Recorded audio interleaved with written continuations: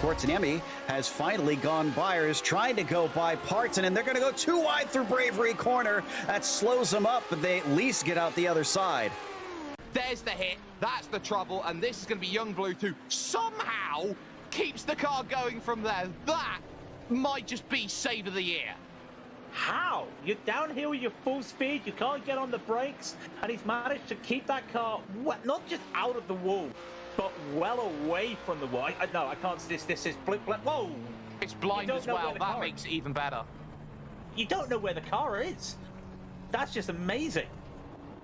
23 gets the green flag, and he's definitely going to be the first down to the first corner, but will he be the first off of it? A little bit of an approach from third place. Oh, no. Wow. Clear around the outside. Wow. Where did Money come from? He's got the lead away from everybody, and oh, they've got a big wreck behind them as a few cars get collected. Gandour, Hederman, both involved. Breaking into the start. Oh, no. Is this going to hand third to Kortaniemi? He's going to have a slight cut course penalty. Hawken is back to third. Kortaniemi is now coming up on him. They're going to go three wide. Sanchez is going to take the win on this one as Trangarade, unfortunately, a little bit slow off the corner himself. Kortaniemi around the outside. Hawken's going to have to send it in deep. Spin it! Oh, both of them going a little too hard. Sanchez is going to be the win. Hawken trying to cut back, and so is Kortaniemi. He gets the run around the outside. Kortaniemi's going to take second as Sanchez wins, and Hawken winds up in third.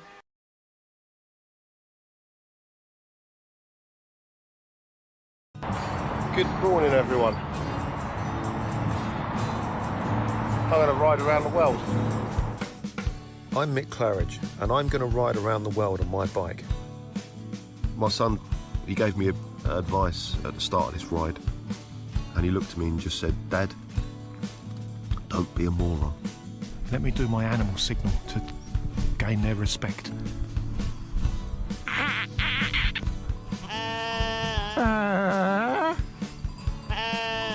How's it going, Sally? Yeah, I'm alright, Mick. How's it going? Worse than that bit in Lord of the Rings where they go into the top and the spiders in the tunnel. I'm just hoping there's a spider at the top of this one to kill me. Freezing. And I failed. I moroned up the ride.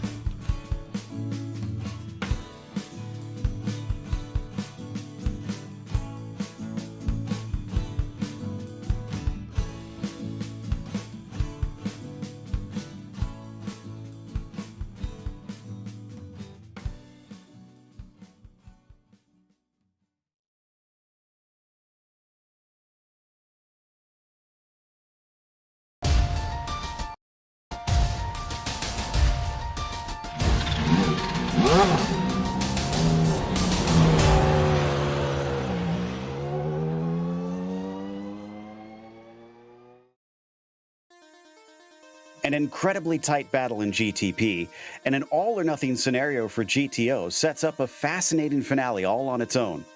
Add to that the fact that we wrap up on a street circuit notorious for causing chaos for whatever series races here, and this promises to be an intense last race of the championship. Let's see who comes away with the crown as we get ready to watch round 12 of the Camel GT series, and you'll see it all live here on the Global SimRacing Channel.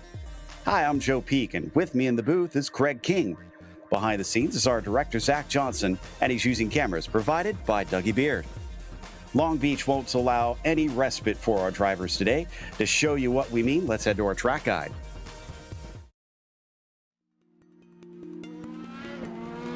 Welcome to Long Beach. Nestled into the south side of Los Angeles and running alongside the Pacific Ocean, this street circuit has made the port area world famous.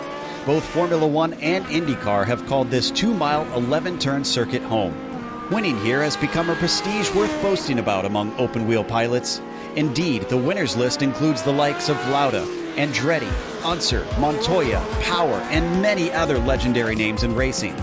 Much like its European sister over in Monaco, it's short, tight, and punishing. But unlike Monte Carlo, this circuit emerged from a rundown piece of California coast to grow into the glamorous location it is today. Down into turn 1 at the end of Shoreline Drive is where the majority of overtakes tend to be made. But sneaky passes can also pop up in places like 6 on the way into Pine Avenue, or turn 9 at the end of Seaside Way. There's also 2 distinctive landmarks notorious for causing track blockages. The fountain section, with all its beauty, is a single-file affair save for the first lap. And the hairpin has been a staple here, even though it's changed locations a few times. In fact, that last hairpin not only includes the dangers of getting tangled with another car, but the important nature of getting the best exit you can to keep your rival from having a chance to pass you into the first corner. It feels appropriate that California's signature street track is a hop, skip, and a jump away from the beach. But while others might be trying to attack the surf, our drivers today will be attacking the corners instead.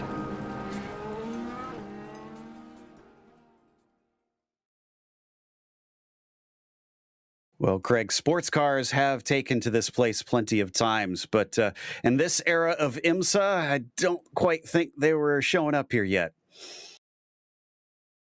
No, I think it's a little bit too early for them, or too late for them, sorry. But 11 turns, 1.96 miles, blind corners, and 1 fountain. For what is a short track, Long Beach is a challenging class and track, for both classes. Now, we know about the GTPs and their bumps. Bumps will be crucial here. It's very bumpy around here on those curves, and we know how the car will like to be a bit unsettled when hitting those bumps. And of course, with those raised curves, that will be issues. So be patient on the throttle. And also, let's be careful here, GTPs. We're not trying to turn in too early. Corners like turn 5, turn 6 to Cat Turn, and turn 8 all the way down to Seaside Way. Now, for the GTOs, it's all about the understeer, and keeping that apex speed up will be crucial. Drivers are going to have to be careful here. They don't want to leave themselves too little room on the exit here, or they will find the walls. During this week, some drivers have felt the blow of that, with the understeers taking them into a trip to the barriers, turn 8 being one of the more challenging ones. The hairpin, of course, will be a hotspot for disaster. You get the line wrong, you will be slow around there, and you may cause a traffic jam. And hopefully the gentleman's code will be enforced by the drivers on the formation lap and they go single file. But with lap times of 66 to 70 seconds for the GTPs, 76 to 80 seconds for the GTOs, it's going to be a constant barrage of traffic, regardless what class you're in. This is the final challenge for these drivers on their path to the championship. Yeah, no doubt. Whoever decided this for the finale certainly was a bit of a masochist here. Let's take a look at our championship situation. Now, unfortunately, in the prototypes, Sanchez has not shown up. So it means that we are left with Heitor Sanchez Galindo only needing to score 3 points to take the crown today. And that will be 18th place or better, which should be easily doable with the number of cars we have here today. Mudrack cannot catch Sanchez, unfortunately. He could tie Sanchez Galindo, but I don't think that would get him the championship. Actually, it might, because I think Heitor only has 1 win. But that is a very unusual situation, though possible. You could see Mudrack and Jungbluth trading that 3rd place, though. Let's take a look at the GTO championship, because that is definitely on. Absolutely on here. The gap looks big. 18 points between Lescala and Javier de Olmo. But that only turns out to basically Javier needing to get 14th or better, which of course that means you understand that Lescala would need to win and Olmo would have to be 14th. Well, if he's 15th, Lescala wins. If he's 14th, Lescala wins on countback on wins. And of course that does bring Ian Haycox just into the fray, but he is going to need a hope and a prayer because that is going to be more than 14th, and he has no tiebreakers to any of these drivers. The rest of the field, it does look pretty nice if you're looking to get a late spot there. Look at that, just 1 point between 9th there, Fonseca and Golden in 10th. So battles all across the field, but for all we need to know is Del Olmo and Lescala, 1 and 14. That's the 2 important numbers. Indeed. And of course, for today's race, it is the sprint format, so they won't make them last all that much longer on here. It is open setup, but you got to think that it's going to be a lot of wing cranked into, especially the prototype cars. No spare car there's going to be a lot of damage that we'll see today. There's no two ways about it. Drivers will wind up with some, no matter what they attempt out here. So they're going to have to try and deal with that damage, or have to come in and take long repairs if there's too much for the car to continue driving. Drive-through penalty at 17 incidents, disqualification at 25. Frankly, I wouldn't worry so much about those, although we have seen cases of that where drivers have spun or made contact with others too much, but I'll be shocked if the car is still drivable at that stage if they hit that. Most of the GTPs have taken their qualifying laps, and shockingly, it is Fabian Jungbluth who is on the pole. I'll need to check his stats. I'm not sure if that is his first pole. He has taken a win or two in this series, but it has been rare to see him at the top of that. Yuko Leskola is doing what he needs to do so far. He's got himself on the pole. Now he needs to hope for bad luck for Del Olmo, who sits behind him currently after both of them have finished their qualifying. But this is Mascara, Craig, who is just wrapping up his second lap. Yeah, Javier Mascara coming across the line in his very pink livery there for another video game character. Takes it up to 6th for 108.698. 200 behind Mastretta. So a very close field when you look at it. The top 9 separated by 7 tenths in that GTP field. And we've just seen the last of the GTOs coming around. I believe that might be, I know Dustin Dawes is that is Philip Lake, though. He's coming around. Dustin Dawes is also doing his last around what they call Indy left here. Want to make sure you get that right. Hard onto the brakes early, though, around to the hairpin. And look at that's a really nice turn there, using all 4 wheels of that 4-wheel drive. He'll come across the line for here for what will be his 1 lap, and I believe it'll be his only lap. It's good enough for P2. He splits the 2 championship rivals with a 16.511. Ooh, he could play the spoiler for Leskola, because if Leskola doesn't win, as you pointed out, he cannot take the championship. And that does wrap up our qualifying, double checking, and no, nobody else can set a time from here. So that puts Fabian Jungbluth on the pole. Laust Olsen is going to be starting next to him on that front row for the prototypes. Nick Mukanos, great qualifying for him, starting from 3rd, as Farron Grau will be next in 4th. Diego Mastretta will start from P5. Mascara good enough for 6th in the end, as Heitor Sentes Galindo, again, only needs 18th or better to take the championship from Sanchez, who's not here today. Jack Wells will start from 8th, as Timothy Reed will be 9th. Then it is Ove Trangrade rounding out your top 10. On the start of the next slide, Gianluca Gabbiani will start from 11th. Romain Bello will be in 12th, followed by Brennan Lim in 13th. Outside of him, it's Pablo Suarez in P14. It's Michael Spohn 15th and Cam Porter P16. Robert Abrota starts from the 17th position, followed by Jesus Moreno being the last to have qualified of our prototypes. Jason Clapper, Kurt Clapper, and Nigel Charman will start from the back of the prototype field. Craig? Well, we talked about it. It's Leskola on the pole position here, and beside him is not his rival. It's Philip Lake beside him there. Then behind him will be Javier Del Olmo in P3, and Ian Haycox takes P4. Robert Plumley puts it up into 5th, and Jamie Hamill-Smith will be 6th. Doug Cloud and Emerson Golden will be 7th and 8th, and Francisco Scurry and Stephanie Leslie 9th and 10th.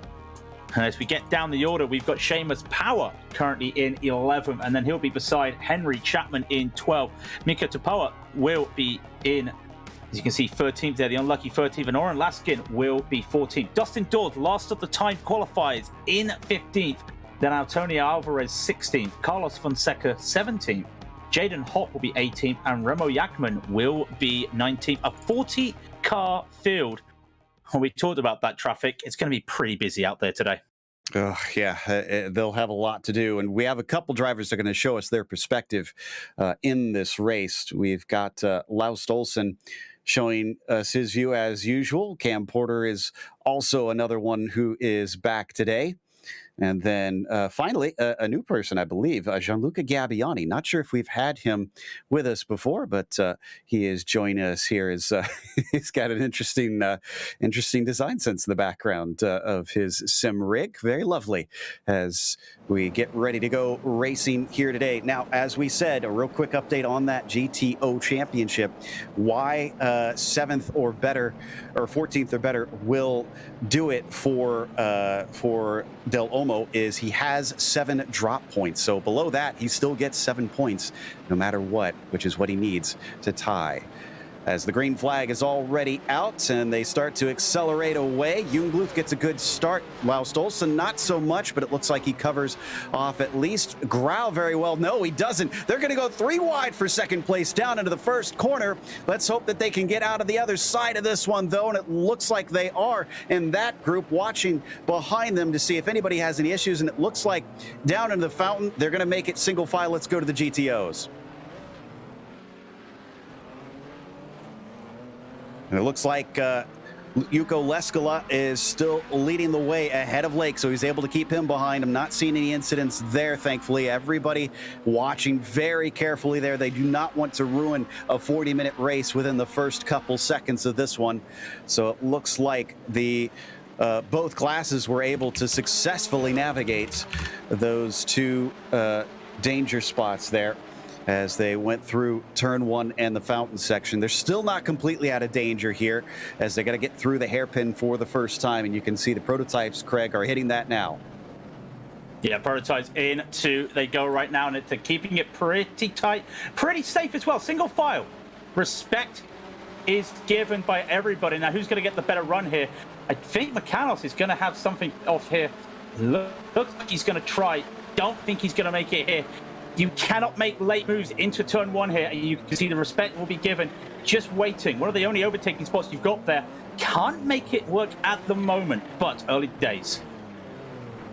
So Farron Grau able to get up into second, past Mukanos and Olsen. Looks like Obrota had a problem into turn 1, and he had that with Michael Spohn, but actually, oh no, and the bad luck of Philip Lake comes back yet again as he runs into the back of the prototype. So almost going to be able to sneak by, but the man this helps the most is Leskala, who found just enough of an opening to squeeze through. So Yuka has pulled a huge gap to Del Olmo now. Oh, that's not what you wanted to see. You can see now that has just caused issues all the way around. That gap now is now up to 4 seconds. 4 seconds is not a lot, but at this early stage of the race, they've got to be careful. And Del Olmo then getting ahead. He can. There he is in that classic Audi livery as they come down to the Seaside Way. It's all very quiet here in the backfield. Look at this train going on right now at the back of everybody. Is there going to be any moves on here as they head into the Firestone turn? It's all quiet at the moment, but I think a little bit of patience is starting to wear off there. Certainly seems like it. And, well, Ian Haycock's right now sitting in 4th with like another podium to add to his tally, no doubt, as Spohn is going to avoid everybody else and get repairs in pit lane. I think he figured he was not fast enough to not be an annoyance here for our GTOs as we watch them brake hard coming down into Firestone turn, or Toyota rather. That first corner, somebody's missed it though in the meantime. The 27 of Doug Cloud, who's had some very good runs lately, is not going to be able to repeat that today unless he can hope for a lot of attrition, and he does the right thing and waits patiently for the track to clear before he returns. That corner narrows off so quickly there. You've got to be careful. So it's very nice to see that respect given. Also the respect you see right here as they come onto the start straight. That, of course, is Laus Olsen.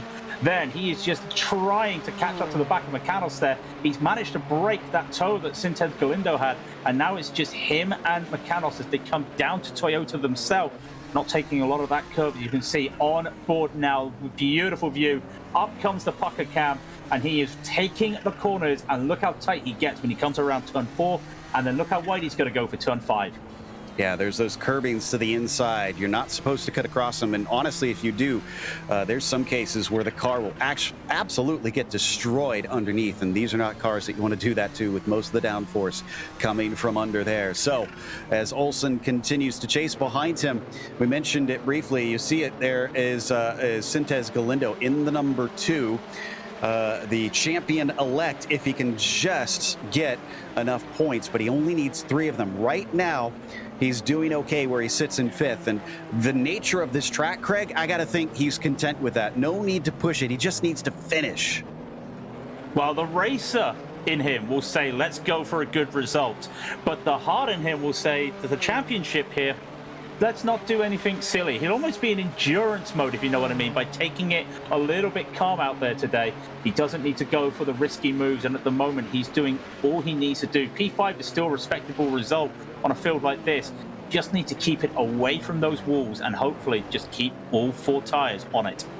Bit disappointing that we didn't see Sanchez here today to contest for the championship, because he was leading it by a good margin until Mosport. Well, I mean, he's still leading it technically, as we got a car off. I'm trying to make out who this is in the Audis that's standing still. This is, looks like Yachman in the 40. It is Yachman, yeah. Oh, and there goes another car with him. That is Cam Porter, one of our cameras here today. I'm sure he's a little bit flustered by this one in that 24. He's going to send him all the way down to 19th and last car running. No, Michael Spohn is still out there. And yeah, he seems none too pleased about how that one went. He does get the car going. Thankfully, didn't hit anything. So the car looks clean and he's on his way. Yeah, you can see a little bit of the frustration there as he slaps the gear stick. I always love how he takes that gear stick. Just comes around the corner here. I think he's just going to lose it here as he comes around turn 5. Did he clip that curb? He clipped the curb. There's the bouncing. And he's done very well to keep that car away from the wall. And even more, the parked car, it's almost like another wall in itself being parked up there. Yeah, it came a few inches away, that's for sure. And he's down to 19th now. It's going to be a long slog, but he could still pick some positions up as this thing carries on. Still being led by Jungbluth, though. Grau has caught him and has been hassling him. The 38 in the meantime of Brendan Lim just gets out in time before Abrota is able to sneak past. That'll keep Brendan in 17th, but that was in turn 1 that he got turned around. Got turned around. It almost looked like I've had to look at the replay there. It looked like he just got a bit too hot, spun around a bit, and that caused it. And look at that gap. This gap has extended to 4.6 seconds now between Lescala and Del Olmo. And, oh, Lescala! Del Olmo, sorry. The understeer said no, and he almost hit the tire wall there. And now Lake is right on him. The gap is now 3/10 as they come around. Look at this, the nose camera. Look how much space they've got here. And then look at the space on the exit. We keep talking about it. And down they'll go into Tacat turn 6, and all of a sudden Del Olmo has to look backwards, not forwards. Yeah, remember, this is similar to what we were talking about with Sintez Galindo. He only has 6 positions on track in his class that he can finish in and theoretically lose the championship. So all he has to do is stay put here. If Phil Lake gets aggressive, I almost think he doesn't want to try and defend too hard on him. Is there any need to? This is one of those tracks you can't really take a lot of corners too wide as how narrow they are. And there's the big wreck we were talking about. 3 foot. Oh! How they this is the GTPs. The GTPs. Yep, that's Jungbluth managing to find his way by, and Grau gets held up, so Mukanos is able to sneak into second. Olsen is not able to do anything. I'm going to need to go back and look at the replay of that one once this calms down, if it calms down, as they're going through the mid-pack now of the GTOs. Dustin Dawes, it looks like, involved in that. I think Stefan Leslie a little bit is there just in front of them. And look at that, they're going to try and go too wide. A bunch of them down through. Laust Olsen spins it up. Great heads up by Sintez Galindo, who gets on the binders in time, and it looks like also, is that somebody else spinning in the background? Yeah, I think there's another one spinning in the background that's just trying to get themselves going. I'm not sure who it was. It looked like it might have been Jason Clapper there going around. We talked about the traffic, and you see Laust Olsen. When is it going to go well for him? He's got damage on the rear, and unfortunately that looks to be quite a bit of damage there, and that might just be his day done. We always talk about the traffic and how chaotic it can be the first time around. We've just seen how it is. We've just seen a lot of them there, and into a late move there on to the 19. That looks like that is Gianluca Gabbiani trying to get to Jack Wells. And Gabbiani was the one that spun there at the hairpin. I think that may have been an avoidance, or maybe he got helped there when they had that check up as everybody was trying to avoid the slow car. It's unfortunate to see, but there's only so much space. It is tight around here. Big slide onto Seaside Way for Gabbiani, and Trangrade's now going to try and take advantage of it. Big defense out of Gabbiani down into Firestone turn, and he'll hold on to it. Let's take a look at the replay. I'm not sure which incident this is for. We had 2 quickly in succession, one out of Pine Avenue and then one into the hairpin. This is Pine Avenue. So going on to Seaside Way. Oh, and whoa, big hit for 2 of our GTO cars, and then everybody was trying to avoid piling into it, and there you can see the GTPs as well. So this starts with, who is this that we're looking at here? Oh, we hit the inside wall. So that, you mentioned that, turning it in too early. A big issue, Craig. Yeah, and also it's a blind corner there. You can't see anything until the end, and there's not going to be any yellow flags for some of those drivers. And then comes the GTPs coming around, and you just got an issue because you've got slow GTOs, faster GTOs trying to overtake them, and then you've got the GTPs, and you will start to see this is Lars Olsen as he comes to it as well. Let's just watch this as he'll come around the corner. He's probably been aware of the yellow flag, and they all slow up there. Just a tight space. They put the tire wall there to make sure you don't go too far, and now we see the hairpin. That was Sharman, by the way, that got into the wall. And then here is Lars Olsen, who is going to... Oh, he got some help. He got a lot of help. And there was some contact there for Sintez Galindo, but I don't see it on the back of the car, so I think he's okay. And there you can see Gabbiani getting turned as well. Just all kind of cascades as the chain reaction, unfortunately, gets people who are many cars behind the initial issue. Yeah, I'm just having a quick look, and I do see on my screen there is a little bit of damage on the back of Sintez Galindo's car, and that means it's the wing. Just a little notch pushed up there, and that little notch can cause some aerodynamic disadvantage in P4. He's got Timothy Reed on him, and just look at these cars. Look how close they get to the wall here. It is so challenging. I remember doing 3 hours here in the IMSA car. I can't imagine doing it in a car like this with H-pad and shifters. Oh, and Trangrate goes deep. Trangrate noses it into the wall. He is going to get a little bit of damage out of it, but I think he avoided damaging the corner of the car, mostly at least, enough that it'll hurt the suspension. He'll fall down to 15th, but at least it looks like it's driving straight. Driving straight, but how good is that at the moment? It looks like he's okay in the inside, but that is a lot of damage to be taking on at the moment. And now you have Cam Porter right behind him. He'll be on the hunt for this position. Will Trangrate come in? I don't think so. He does not have the black and orange flag at the moment. They start to pinch up, they lose it. There's a slow car, that's Dustin Dawes slow at the hairpin, and Trangrate tapped from behind from Porter and then Brendan Lim. It's going to get it rolling. These cars are beastly on the power, so I'm not too surprised that we're seeing them getting lifted up and suddenly spin out with the tiniest of touches. So Trangrate all the way down to 17th now. Lim able to go by.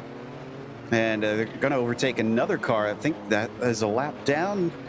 Possibly. No, that was Balo, who was not a lap down, but he bails out of it for some reason, gives up position. So the 22 is out of the race. Olsen, Olsen just set the fastest lap of the race. How did he do that? With repairs and a clean track, I'm guessing Laus must have quite a bit of space, and he does. He's got no traffic that last lap. He's got no traffic this lap. He just overtook Leskala. So he's got loads of free air at the moment. He can catch back up. He's only 50 seconds behind the last car on the lead lap for the GTP, sorry. Yeah, he's still on the lead lap overall. Interesting. I didn't think he'd be able to do that, but Laust Olsen returns and is clearly fast, but he's got some work to do to make that up. Oh, and Del Olmo got passed by Phil Lake, or was that still there? No, I think Lake overtook him, didn't he? Yes, he overtook him. He overtook him. I believe that would be at turn 1. And it looks like he managed to get that at turn 1 and then solidify it when he got to the fountain. And Del Olmo now, he has to look at the move, but he also has to keep his eyes on the back. Ian Haycock is closer, and Farron Grau will be coming around in the GTP. You can start to see the different lines they take and a little move there, and you can see Grau giving the respect. It does allow Sintez Galindo to catch right up there. Teammates there, what will they do together? You can see they'll come by together safely. Timothy Reed behind them. Battle in battle. The move from Grau, has he cooked it? Keeps it out of the wall. That's a fantastic save. I thought he was in that wall for a moment there, but he keeps it safe at the moment. A couple battles happening all in succession here. Absolutely, and one car that was in the wall, though, was Del Olmo. That's what facilitated the pass. Lake was able to sneak up on him, and with the slower speed out of turn 1, I'm not sure if we'll have a replay on it to show. This man has unfortunately made a bit of an error. It looks like it's still driving straight. Let's take a look at it. Again, he does not need to risk the car today. Oh, and again, that understeer, Craig. I talked about it, and it is so, we know how understeery this car can be, but on these types of corners where they're 90-degree corners almost because it's a street circuit, it's so hard for these cars to try and keep it clean and try and make any type of cornering. And you just see, now we've had so many incidents now, especially at turn 8, and almost they're almost going tight in to turn 6 and 7. It's a challenge, and then you upset your rhythm, and now it's in the back of your head, and that's going to be in the back of the head for Javier for quite a few laps, I think. Ian Haycock still sitting there in 4th. He's taken multiple podiums this season, has never stood on the top step. Today could be one of those crazy days that maybe could allow him to do so, but he's got to get by Domo to even first think about spraying that champagne. That is Mosquera just behind him. To Javier's now onto the main straight, and it's going to be an easy pass there for that pink machine. As the 35 is around. That's Sharman, the other Sharman, Nigel, and looks like Michael Spone's going to be able to go around him, but that is not a car on the same lap. Some damage on the rear wing of Nigel. Yeah, it looks to me like he's just taking it a bit too hot into the Indy left there, into turn 10. Probably caught the bump, the curbing, and just caused that car just to be a little bit upset. Have we got a clean GTP out there? It doesn't feel like it. I think all of them has touched the wall a little bit here. Maybe that's our first clean one. I'm not going to keep it like that. I might just put the commentator's curse on Youngblood. But yeah, a lot of these cars right now, they're starting to show just a little bit of battle scars, I reckon. Yeah, Youngblood still sitting at a gap of about 2 seconds over his rivals, so he's not completely out of the woods, and he is 4th in the points. Remember, he's in a fight with Mudrak. Is Joseph here today? No, Joseph is not here today, so he's fighting to overtake him for that P3. And there have been a few good podiums as well for Fabian so far this season. Got one back at Silverstone, then repeated it back at Phillip Island, another one at Charlotte, but hasn't been back there since round 10 of this season. So as we watch those chasing him, this is the battle for the 4th spot. Grau being hounded by Timothy Reed, who gets a great exit, but they're coming upon the leader in the GTOs. They're going to be able to get by. Oh, but a little bit deep for Farron Grau, and Timothy Reed takes advantage. He's through. He takes advantage. That's Grau just locking up the tires there. Didn't need to be so hard there, but he was able to make it through. And thankfully for him, he'd only lost one position, and it's not the wall. Side by side now with Mastretta. They go down into the Firestone turn. And just like that, Mastretta will make that move and keeps the car nice and safe around. And now Grau, in just one mistake, he's gone from 4th down to 6th. And he just needs to stick with Mastretta and Reed here. And it should still be in a chance there for that P4. I suspect he was trying to keep up with the 2 car as well, because he's teammates with Sintez Galindo. They've admitted as much before that he'll often play wingman for him if need be and not overtake him, even if he has better speed. But today seems like he's lacking in comparison as we come out through turn 5, going past more of our GTOs. Fonseca staying out of the way of Mucanos up in 2nd position. And so he's still catching up. It's down to 1.5 seconds to Youngblood. Traffic can give and take a lot of time here. Traffic giveth, traffic taketh away, as I usually say.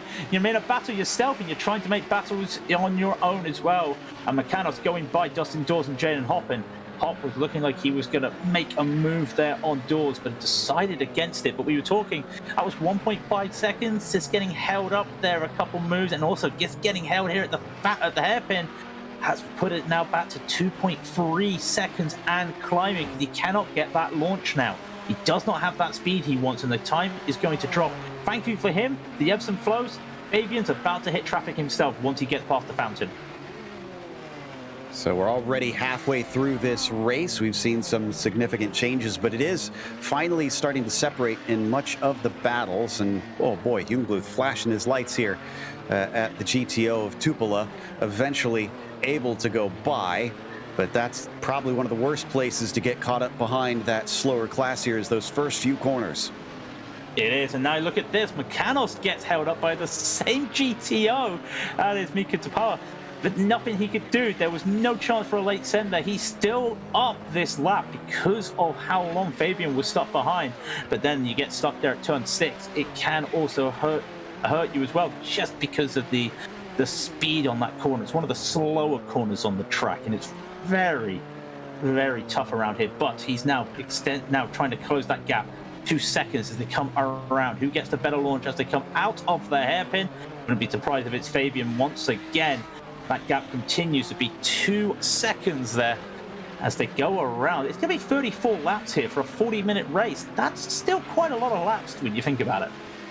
It is. This is Robert Plumley that we're following. He's going to get overtaken by Obrota, who has Laus Stolsen, who finally caught him. He was back by about 12 seconds, so he's taken a lot out of the 33, who is going to take the racing line away from Gaudin, and that slow exit makes him vulnerable. Plumley is going to have an easy inside line into Firestone turn, and he's even going to be able to outbrake him into there. Gaudin already on the radio. He was not happy with those GTP cars. Yeah, a little bit adventurous in these cars. You've got to give the respect on that exit there, because like we're saying, the tire wall comes early on you and then it opens up later. So you have to take a certain line around there if you're in the GTOs. And he just got caught out there. Maybe just a tenth too far behind was Gordon, but here comes him again. He's going to make a response here to Robert Plumley. Side by side, they've got a GTP there. And Plumley decides it is better to live another day and go for the fight. There's now a free-car battle for P6 with Gordon Plumley and Franco Scurri. The Italian has now joined the fray. So Franco on the back of them, a very popular and long-time runner in this series. Franco has his fans not just outside, but even in the other cockpits. They'd love to see him come here and race with them. He sits within the top 10 currently as they break into turn 7 there onto the back stretch, and now accelerating away along Seaside Way. Not quite close enough among them, but as we've seen, that could so easily switch around if the drivers have some traffic coming through. Timothy Reed's had a problem. Oh, a big problem. Where is he? I want to say that looks like it's turn 6. I'm not entirely sure. I think that's Although 5. looking at it, no, that's the front. That's 5, yeah, and that's 5. Had he hit the wall, I probably need to get a replay here of what's happened. That looks to be race over with no nose left on that car. You're right, it is turn 5. Would not be surprised. Here we go. I'm going to guess it's probably a bounce on the inside. He comes around turn 4, no problems here. Goes into turn 5 on the bounce straight away, and there you go. Yep, it's the curbs once again. He got the car going, but he spun as soon as he drove it through turn 6. Unfortunately, he took a tow after that. The car was too damaged to carry on for him. Henry Sharman and the 25 of the GTOs is coming back on track from the pit. So after a long time of repairs, he is hoping to try and salvage something. You've noticed something about Plumley, Craig. What's going on? Yeah, he just went slow out the exit of the fountain. All of a sudden, he was just there, and Franco right behind him. I thought for a moment that he was going to hit the back of Plumley, and then all of a sudden, he just pulls over to one side. I don't know if it was a missed shift, but he has got himself running again. Whether or not he just wants to have that slipstream, you can see a little bit of damage on the front of the car. Maybe he wants the slipstream that Franco's giving. It held both of them up a little bit, though. Gordon is now quite ahead here. That's Fabian Youngblood. Look how much lock he gets on the steering wheel around there, and he'll come around. But yeah, I'm not sure what's happened to Plumley. And we'll have to keep an eye out. That's the second time he's been slow at certain areas of the track. And it was the exact same spot, too. I was just about to say the same thing, that it was out of the fountain. The car just didn't go, and I wasn't able to really investigate to see. Let's see if he does it this time. If maybe it is. Here we go. Let's ride on board and listen.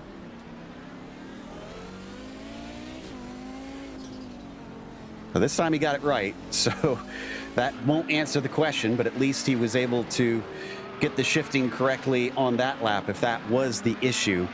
But this has sent him down to 8th position in the meantime. Boy, he's getting close to the walls as he just about scrapes it on the way into 6th.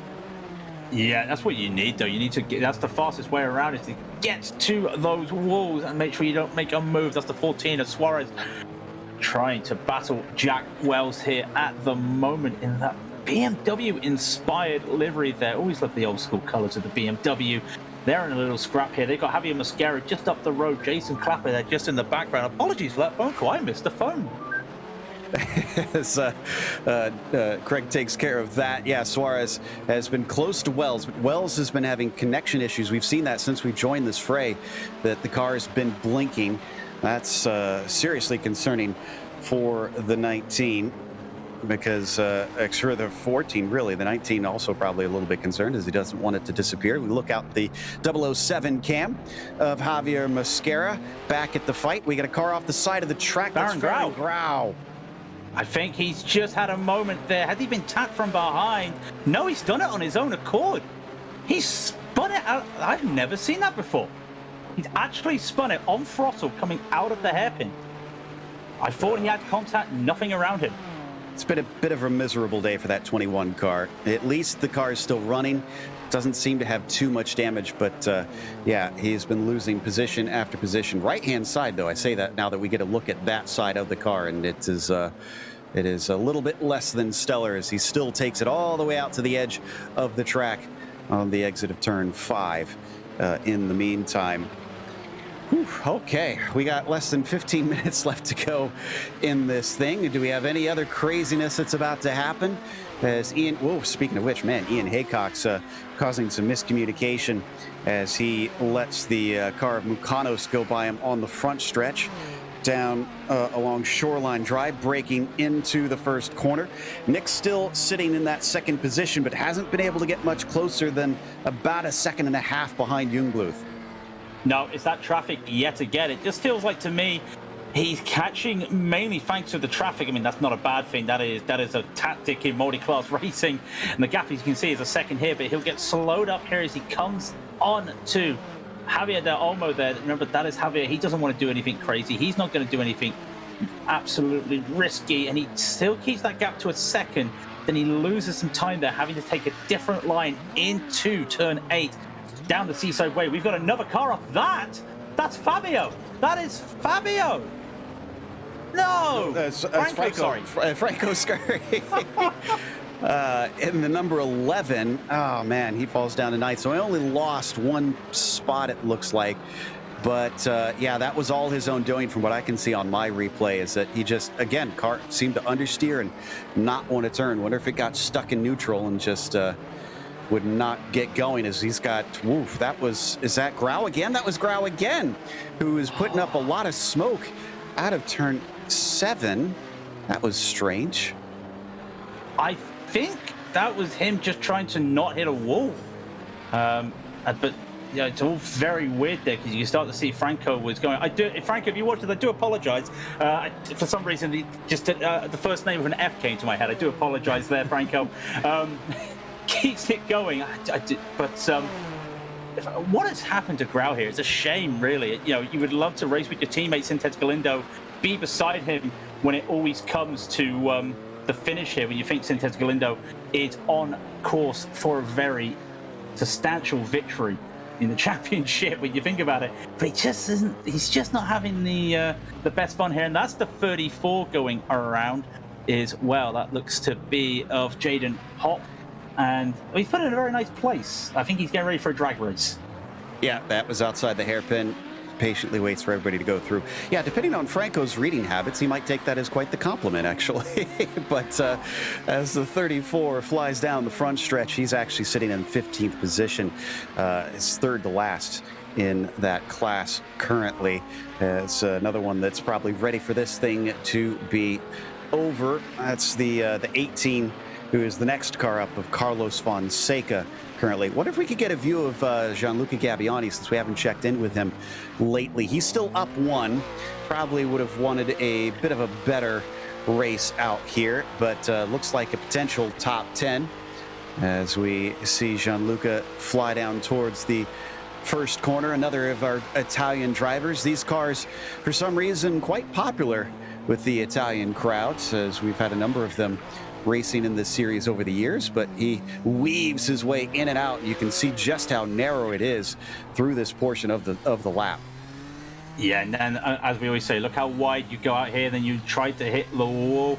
it's nice to see this Italian flair. I noticed it in some of the races earlier this week and today. They're all talking to one another beforehand, and it's so nice to see. And yeah, I still love that setup there in his what looks to be his living room with a wooden floor and a rug. That's it makes you feel home, makes you feel warm and comfortable at home. And I'm sure he's having some nice fun there. It looks like my front room. I'm sorry. I was just gonna say that feels more like a British waiting room than anything. Yeah, I mean, living room, front room, waiting room. One will meet you at the waiting room, sire. The sim rig will be beside the fireplace for you. Is that all tonight, sir? As we carry on with only 10 minutes left to go in this race. Now, hopefully he can take this one in good humor, because Gianluca, we love having you on here. And we're glad that you gave us your screen. We'll definitely try and get a better view. Was that limb making contact there? Oh, no, and more contact, sending the GTO off. Who was that involved? That's Doug Cloud. Doug Cloud. Oh, no. Now, before anyone says that is definitely Doug not trying to get a retribution there. That is just an honest mistake. Such a shame that what happened. I think he just wanted to make that move. Probably just didn't get the brakes in. And you can see now he's going to go down the order. Let's just watch this again as he comes by. That is the GTP. You can see he looks for it. I think he was just a little bit ambitious there. Such a shame to see there by Doug. Yeah, he was trying to overtake what I think was a lapped car, potentially. No, that actually was for position. So he was trying to take advantage of the traffic, and it just all kind of unfolded as I think he braked a little too late, as you mentioned. So unfortunately, sometimes small mistakes can become quite big ones, depending on who's around you in the Camel Series. It is indeed, but now behind Doug, he was looking at trying not to avoid the back of Ian Haycock, but now he's got a battle for P5 behind him. Javier Mosquera and Jason Clapper in their little scrap behind him. There they go, and I believe that is a lapped car behind them as well. Yeah, that would be Jack Wells behind with Jamie Hamill-Smith. Can there be a bookmark here? Can there be a slower car put between them? No, Doug Cloud going wide and Clapper making a nice little move around. Now they get bunched up here. Clapper will get the better line. Almost touching the wall with Mosquera. I think he's going to be safe here. And that is Franco again. Oh, there's a story I've got to say about Franco. He started the race last night on pole, and unfortunately the understeer did catch up to him at turn 8. And it's such a shame, because it's really fun to see Franco driving out there today.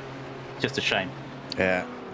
I'll tell people, too, if you get a chance, take a look at Franco's rig, because it is impressive, his setup in his racing room. So as he carries on, he'll have to take some comfort and maybe a few of his trinkets that he has around him. Ooh, and Mosquera has Clapper attacking down into turn 1, and Clapper with a decisive run into 5th place. He sold him the dummy. He sold him the dummy. That's a fantastic little move there from Clapper. Looked like he wasn't going to go for it in the last moment. Just was comfortable enough on the brakes to make that move. But with that damage on the rear, you can just see a little bit of that wing damage. That's a better angle there, just to see it pushed up a little bit there on his left. Is that going to affect him as he comes to the straight? Thankfully, though, for his sake, Mosquera gets held up by traffic. I think he might be able to hold on for the next 6.5 minutes. But yeah, that damage might be a little bit hurtful on the straights. Just an update on the championship situations. Lescala, though, leading handily over Phil Lake and Del Olmo, is not going to take the championship if Javier finishes in that 3rd spot where he is now. For Aitor Sintez Galindo, his 3rd position will also clinch him the championship. And interestingly, even if he has major problems, we only have 14 cars left on the lead lap right now. So unless he absolutely wrecks out, it's looking less and less likely that he is going to be giving this one away. In fact, excuse me, it was 14th for the GTOs. What was it? It was 18th, I think. Yeah, 18th that he needs to finish higher than. So yeah, it was 18th, so he's fine. And I think actually Del Olmo's fine as well, because I don't think, well, 15th is 3 laps down on the leaders. Wow. And when you think about it right here with 5:38, yeah, you could still lose it, but a crash here, if he gets out and just do a couple laps, even if he finishes a lap down, the last place person a lap down it is P14. So Del Olmo at the moment, not that you can afford to wreck the car, he's in a safe spot at the moment. Yeah, it's going to take something absolutely extraordinary here with maybe about 4 or 5 laps left to go. Farron Grau, who we've been watching, has had an extraordinary race, but going the wrong direction. He's 5 down from where he began. He's trying to play catch up on Suarez in front of him, who is up 6, but he's not the biggest mover in that class. That belongs to Jason Clapper, who is up 13, although remember, he did not qualify in this one, so intentionally started from the back. Got a number of drivers who certainly gained a bunch. Nigel Sharman in the GTPs is up 9 as well, and I'm pretty sure that Nigel did qualify. No, he did not, so a similar situation for him, as this is the 35 on your screen right now down the front stretch, sitting in 11th spot. Oh, Grau and Suarez just came together, and that is coming into the fountain section, not actually at the fountain, but coming out of turn 1, and that was a big wreck between the pair of them. It looks like Grau, we'll have to get the replay, it looks like Grau touched the tire wall into turn 1. He's trying to get around, trying not to hold anybody up, and he stays wide, and oh, little bit of a car park at the fountain with Clapper and Porter behind him. And it looks like Clapper wants to try and make a move. He's just going to cool those tires down. I believe, looking at my replay, that was just Grau just getting a little bit of a spin for the 32. That's the bumps yet again. And Kurt Clapper goes around. Spins it, and he does get the wall, unfortunately. Man, such a good race up to that point. And he's having trouble spinning the car back straight here. Is he going to try and... Yep, there it goes. Okay, just gets the wheel spin in, faces it the right way. Let's watch. Let's see, which one... Okay, this is the initial incident. Overshoots the corner, and then as he tries to come back, that was almost a brilliant over-under, but just a slight bit of miscommunication caused that. Just a slight... Just a shame that you can see it was really respectful driving. You almost saw it then. Now we're going to see Clapper. He hits that bump. And, oh, yeah, it was the bump, but it was also just a ridge there. So that's an interesting one. And by the way, you mentioned it's going to be hard to get a drive-through penalty. We do have a drive-through penalty here, and that's Dustin Dawes. Now, this is what happens. He just goes, that's a tap, and that is him. He has to come straight in. That's an incident. And he's just spun around while we're at the replay. He's just spun going into the fountain. Oh, no. Oh. Got to be pretty frustrated. Served a penalty. I don't know if he can get the car turned around from there. Can't really do flick turns in these cars like that. I think he can. He might have to mount the curb. No, this is Austin Powers. This is Austin Powers in a nutshell. Can he do it? No. Here comes Kurt. Robert's going to be... There we go. He's got 5 seconds to do it. 4 seconds. He gets it. But yeah, that was... one of those that you would see in an endurance race. It's, can I make it? Can I make it? Let's just be safe. Let's be safe. And yeah, unfortunately, they're not exactly the best trip out today for Dustin. No. So I said it's possible. And, well, Dustin was the one that had to wind up proving me correct on that one, unfortunately, as Del Olmo might not stay on the podium here. Ian Haycock's still threatening him and has been for some laps. They don't have too many more of them to go, though. In fact, leader just started the penultimate lap as we got. Is this Clapper again? Yeah, that's Clapper coming out of turn 6. One of the few places with some elevation change. This time he hit hard enough that he has absolutely removed the nose of that Miller Lite themed car. And there goes Phil Lake past him now, who has distanced himself from Del Olmo by a full 12 seconds, but he's 15 behind Yuko Leskala as well. So he's certainly been not as fast as the man who's definitely taken the most wins this season, but will not be the championship at this stage. No, it's a shame to see. At the end of the day, though, the win's very good. Javier almost now under pressure, and he's been tapped from behind from Ian Haycock. And that's just because of a GTP just ahead of him, just making a mistake going in. And Javier is under pressure here as they will start, I believe it would be their penultimate lap. I don't think the GTP leaders got to them yet. So he's right there. So he actually might overtake them. This could be their last lap. They need to watch out for that. If you're Ian Haycock, it is go time. And they're being overtaken by Laust Olsen, who's not on the same lap. Well, he is the same lap of the leader, but the last one on the same lap, other than Farron Grau right behind him. We'll see if they get caught up as Jungbluth is quickly approaching.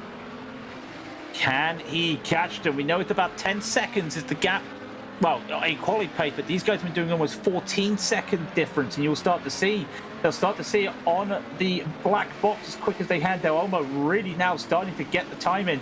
And Grau will come by them. That will put a little bit of a stop there between Haycox. And can he get by? I don't think it is. Grau will have to hold up again. That will hold Haycox. Ian will get the slipstream. Do you know Fabian's going to catch him? 1.4, 1.3. This is it. Javier may have got this. That was Mukanos in the background. Mukanos got into an accident. Sintez Galindo might be able to catch him. And there goes one for Jungbluth going by Ian Haycox. There's Sintez Galindo in the meantime, potential champion if he can just make one more lap, half a lap really. But it's Fabian Jungbluth who is going to split the battle unless he goes by one just in time and end it for Del Olmo, and he doesn't. Del Olmo gets to go one more time around as Jungbluth takes a win from the pole here in the GTPs, and it is another full lap around definitely for Yuko Leskala, who is way ahead of this group. And Sintez Galindo will get that P2 after the mistake there from Mukanos. And that is your champion in the GTPs. Heitor Sintez Galindo will get that. Mukanos, unfortunately, gets the P3 there. I don't think he's happy about it. Just those mistakes. The number one car, though, Yuko Leskala, he's just got one more corner to navigate. He will come across. He will take another victory in the season. But unfortunately, with Del Olmo having to be the last car on the lead lap, it's going to be all for nothing, I'm afraid. Yeah, guaranteed third place if you're Javier Del Olmo, as he's going to celebrate as he usually does, the Finn managing to flick it around the long first corner there, or what is sort of a first corner, but Javier Del Olmo has got to be so happy with himself that he managed it and defeated a man that has taken many, many championships in this series. We're going to take a quick break. We'll come back with the official results as well as driver interviews, so stick around. Good morning, everyone. I'm going to ride around the world. I'm Mick Claridge, and I'm going to ride around the world on my bike. My son, he gave me advice at the start of this ride, and he looked at me and just said, "Dad, don't be a moron." Let me do my animal signal to gain their respect.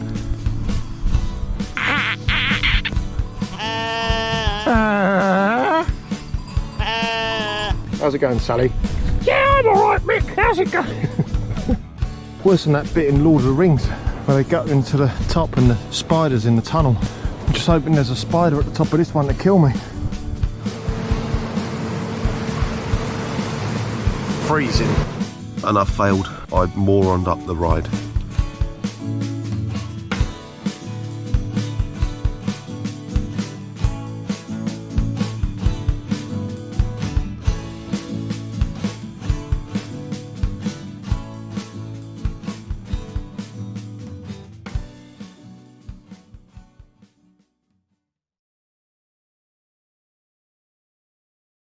Welcome back to Long Beach. The season finale for the Camel GT series saw Fabian Jungbluth take another victory in this series.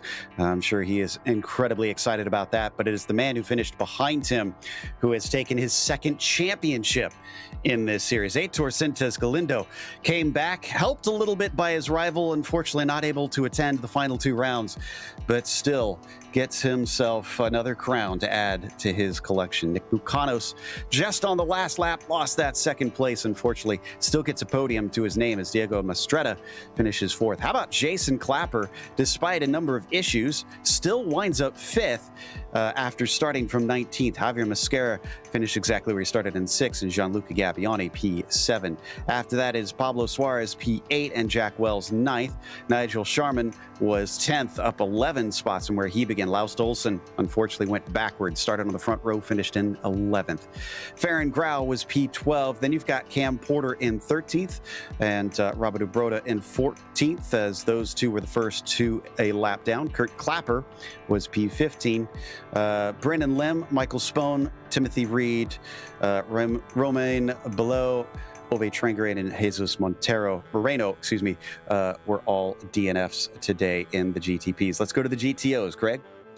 Yeah, well, it's Suzuko Leskala with another victory, and a very big victory, but unfortunately it did not get in the championship. Phil Lake does finish in P2. Now notice, of course, everyone had to go around a couple laps extra. Javier Del Olmo, though, is the champion, just getting that P3. It's all he needed. Apparently he's broken his brake pedal, so that's good timing on the brakes there. Ian Haycock does get P4 after battling old Del Olmo, and Hamill Smith will be 5th, and then you've got Emerson Golden in 6th, battling with Robert Plumley as well, who comes home in 7th.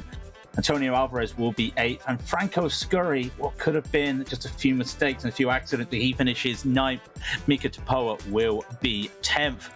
When we get to the rest of the field, it's Stephanie Leslie that will be in 11th. Carlos Fonseca will be 12th. Doug Cloud is a lap down from everybody in 13th, as is Dustin Dawes, who had to take a late pit stop. Then Remo Yakman finishes 7 laps down. I believe they were still running. Jaden Hopp had to tow and retired.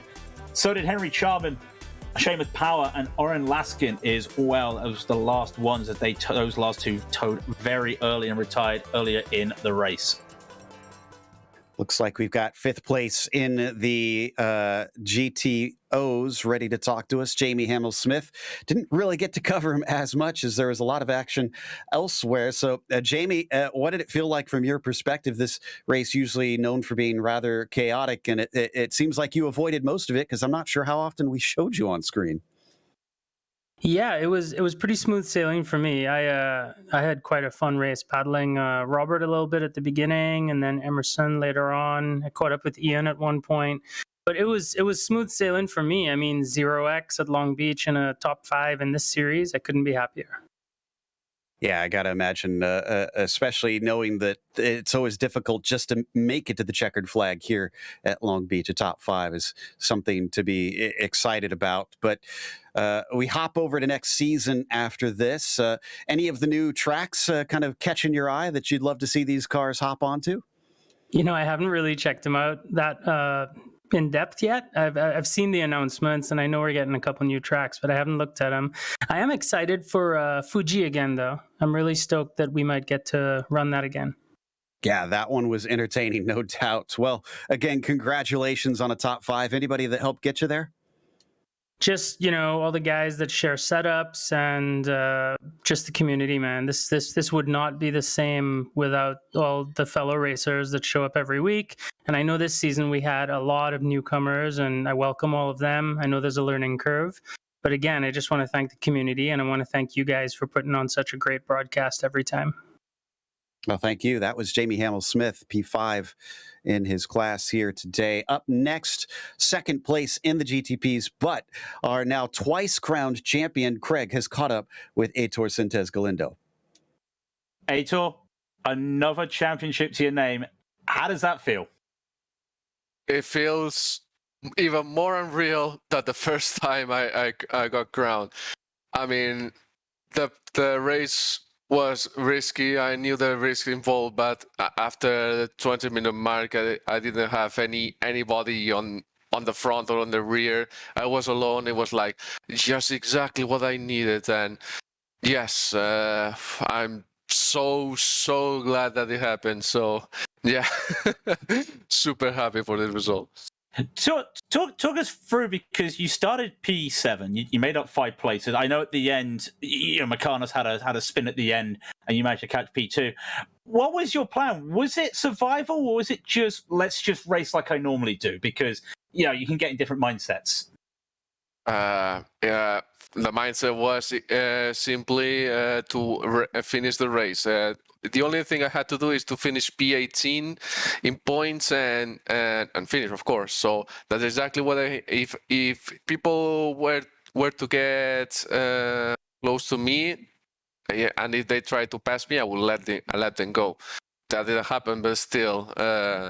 Yeah, the survival, especially Long Beach, as you can see, there's a lot of traffic issues and accidents and everything. So yeah, that was the plan all along, and I am so glad it worked. Yeah, traffic here can always be hard. Have you got anybody you want to shout out? I know you've probably done almost the same shout out when you won your last championship, but I'm sure you've got a lot of people you want to thank for this.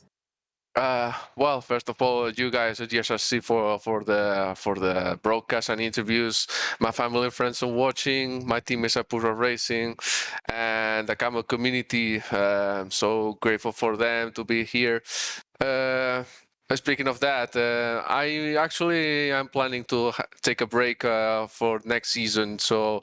To not fight for another championship, at least for the next one, but still the next and then the following one will be another fight for the championship. But still, I want them to thank for to thank for them and be thanks for everything. So yeah, see you next season on the TV and the following one on the racetrack. Aitor, we cannot wait to see you when you come back. It'd be nice to have a well-deserved rest, and I'm pretty sure there's a bottle of champagne waiting for you. But until then, enjoy your championship victory. We hope you have a good evening, and that is Aitor there, P2 and overall champion in the GTPs. Always great to get to talk to Aitor there in that number 2 machine, as looks like we've got our winner actually just popping in, Fabian Jungbluth, who I'm sure is just as happy as Fabian. Another win to your tally. And I got to say that you looked very calm from our perspective up front, but you had the continuing threat of Nicholas for much of the race. Did you feel that from behind? Yes, my race was very nerve-wracking. And anxious, and literally every feeling you could have during the 40 minutes of this race.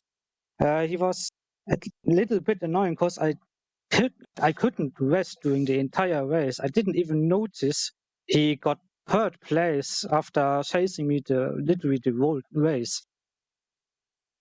Yeah, he had a little bit of a problem there on the backstretch at the very last lap and allowed Aitor to sneak through. So I'm trying to dig up the stats. Is this your second or third victory here on the broadcast races?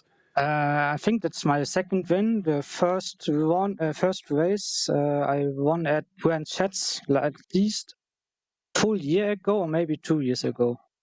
I remember the one at Brands Hatch, and I was trying to recall if there had been one in between there, because you've been showing consistently well, a number of podiums here this season, and now a pole position to add to your name. Do you feel like you're getting stronger? Do you feel like this is genuinely what your pace is? Yes, I'm feeling stronger every race we are doing. Over the years, I'm doing this for I think 5 years now, and at the beginning I wasn't that fast, but now it begins to rise up. But on the other side, a lot of fast drivers left the series sadly, so it evens a little bit out.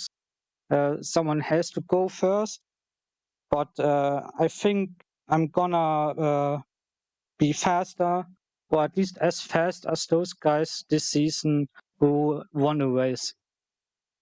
Well, we are looking forward to seeing you back, and it's now that it sounds like Aitor won't be around to compete for the championship this next season, there is something for you to aim for. Who helped put you into victory lane today?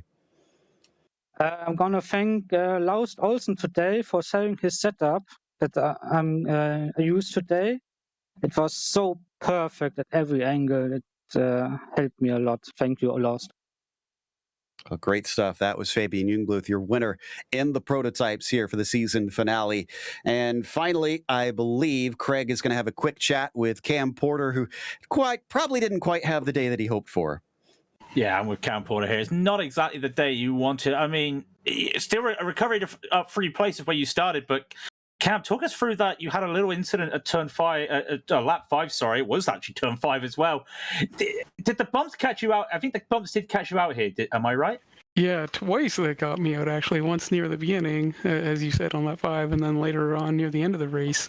Yeah, that turn was my nemesis today. I just had those 2 lazy half spins. It's really bumpy through there, so the car can do this kind of resonating bump thing on the suspension, but yeah, it just caught me out a couple times. I was having a fun race up to that. I still had fun today. I survived and didn't damage the car, despite the fact that I unfortunately hit Ove in the hairpin.